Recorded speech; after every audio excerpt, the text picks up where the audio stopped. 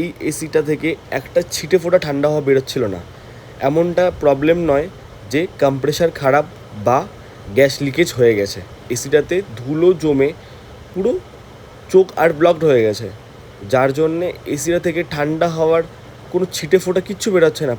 Actually কী হয়, কয়েলের মধ্যিখানে যে গ্যাপগুলো থাকে সেই গ্যাপগুলো ক্লিন করার জন্য আমরা জেট সার্ভিসটা করি, কিন্তু এই জেট সার্ভিসটা সবসময় কার্যকর হয় না।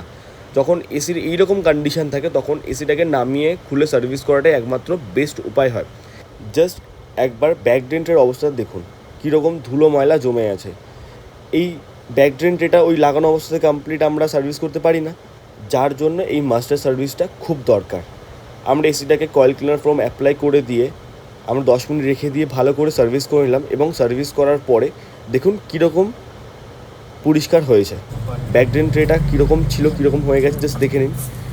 আর এবারে ব্যাক কয়েলটা কীরকম ছিল আর কীরকম হয়ে গেছে সেটাও দেখে নিন একবার। যাই হোক, এসিটাকে ভালো করে ক্লিন করে পার্ট বাই পার্ট যেরকম খুলেছিলাম সেরকম লাগিয়ে দিয়ে আবার এসিটাকে আমরা ইনস্টল করে নিলাম। ইনস্টল করে প্রপার গ্যাস লিকেজ টেস্ট করে, আমি ভিডিও করিনি যদিও, টেস্ট করে এসিটাকে আমরা চালিয়ে দিলাম। আগের থেকে অনেক বেশি পারফরমেন্স বেড়ে গেছে।